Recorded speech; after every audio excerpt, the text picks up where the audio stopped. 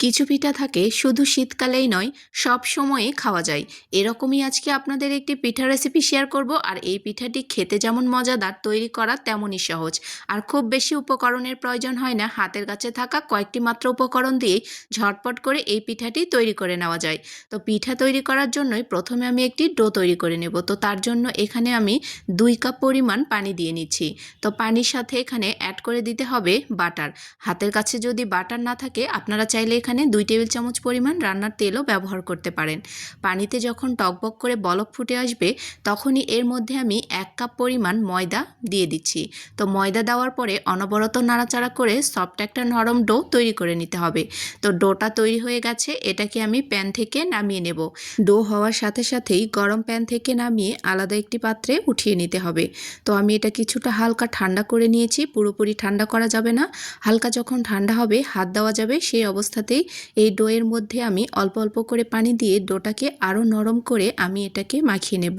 তো আমি এখানে প্রায় হাফ কাপের মতো পানি ব্যবহার করে ডোটাকে একদম স্টিকি করে মাখিয়ে নিয়েছি। তো দেখুন ডোটা কতটা আঠালো হয়েছে। এখানে হাফ কাপ পরিমাণ পানি দিয়ে আমি ডোটাকে পুরোপুরি মাখিয়ে নিয়েছি। তো ডোটা একদম রেডি হয়ে গেছে পিঠা তৈরি করার জন্য। এখন আমি পিঠাগুলো তৈরি করে নেব। তো তার জন্য এখানে আমার একটি পাইপিং ব্যাগ লাগবে। যদি পাইপিং ব্যাগ হাতের কাছে না থাকে, আপনারা চাইলে এখানে যে কোনো ধরনের পলিথিন ব্যাগ ব্যবহার করতে পারবেন।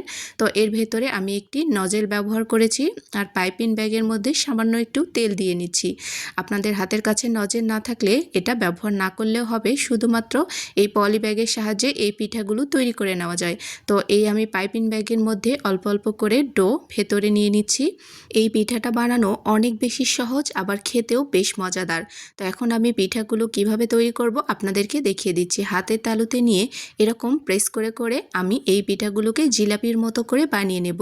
আর যে পাত্রটাতে রাখছি সেই পাত্রটা সামান্য একটু তেল দিয়ে আমি হাত দিয়ে মুছে নিয়েছি, যাতে পিঠাগুলো সহজেই উঠে আসে। তো দেখুন খুব সহজেই সবগুলো পিঠা আমি বানিয়ে নিয়েছি। এখন পিঠাগুলোকে ভেজে নেব। তো তার জন্য তেলটাকে ভালো মতো করে গরম করে এই পিঠাগুলোকে ছেড়ে দিতে হবে। তেল যখন পুরোপুরি গরম হবে, পিঠাগুলো ছেড়ে দিলে পিঠাগুলো সুন্দর করে ভাজা হয়ে যাবে। তো পিঠাগুলোকে আমি উল্টিয়ে পাল্টিয়ে মচমচে করে ভেজে নেব। আর এই পিঠাগুলো একদমই মুচমুচে হয়, খেতেও বেশ মজাদার।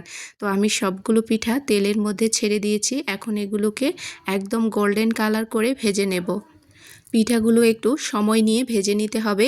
আমি 15 মিনিটের মতো সময় নিয়ে প্রথমে একটু বেশি আঁচে দিয়ে তারপরে হালকা আঁচে এই পিঠাগুলোকে মুচমুচে করে ভেজে নিয়েছি।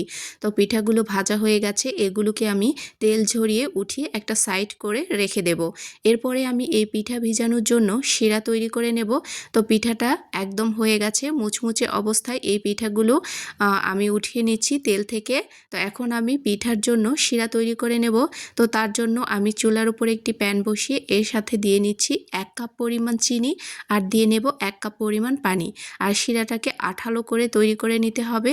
তো দেখুন শিরাটা টকবক করে বলক উঠে এসেছে। এই পর্যায়ে আমি 5 থেকে 7 মিনিটের মতো জাল করে শিরাটাকে তৈরি করে নিয়েছি। তো শিরাটা হওয়ার সাথে সাথে আমি ঠান্ডা পিঠাগুলো এই শিরার মধ্যে দিয়ে নেব। তো পিঠাগুলো দেওয়ার সাথে সাথে ওলট পালট করে চারিদিক থেকে শিরার সাথে মিলিয়ে নিয়েই সাথে সাথে পিঠাগুলোকে শিরা থেকে উঠিয়ে নিতে হবে। বেশিক্ষণ রাখলে শিরা ঢুকে পিঠাগুলো নরম হয়ে যাবে, এই জন্য পিঠাগুলো দেওয়ার সাথে সাথেই পিঠাগুলোকে শিরা থেকে উঠিয়ে নিতে হবে। আর এই পিঠাগুলো খেতে অনেক বেশি মুচমুচে হয়, আর এগুলো কয়েকদিন পর্যন্ত মুচমুচে থাকে, ভেতরে একদমই রসে ভরপুর। দেখুন একটা পিঠা আমি আপনাদেরকে ভেঙে দেখাচ্ছি, ভেতরটা কতটা মুচমুচে হয়েছে। আর এই পিঠাগুলো খেতে অনেক বেশি মজাদার হয়। যদি বাসায় কখনো তৈরি করেন, আপনারা অবশ্যই আমাকে একটি কমেন্টস করে যাবেন পিঠাটা কত বেশি মজাদার ছিল। এই পর্যন্তই, সবাই ভালো থাকবেন।